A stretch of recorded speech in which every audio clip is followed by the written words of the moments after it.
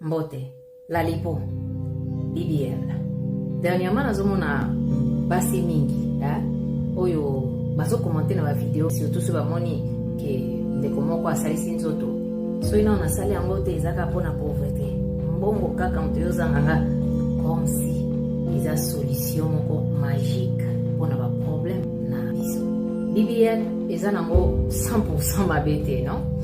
Kasi ozana image complète ya processus wana mobimba. Motuneza, est-ce que eza réellement nzoto na yo mutu yo lingo changer to ozo lingande o changer relation o yo zanango na nzoto na yo. Na osa BBL po ata soki na sala exercice ndeni na otika ozwa résultat wana te o nga zo luka wana na o etali ba exercice. C'est vrai que ceux qui osent désirer nous autres moko ya ba ndenge Kardashian azaka liboso et qui osent moko ya mke makasi donc génétique les en faveur na yo te kasi soki yo o établir discipline ozolia biloko esengeli kolia oza capable ya accumuler graisse na esika oyo olingi ekende kasi wana ezosenga ozala na grande discipline na force ya volonté.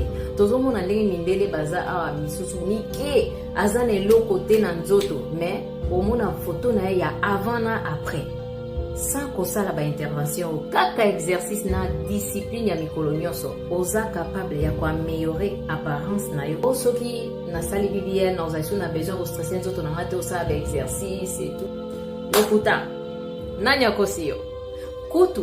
Soko ozarano une personne, ozarano na faiblesse, kokana ovamba ba exercice te. Mama soko koti na BBL ou bien papa koti na BBL.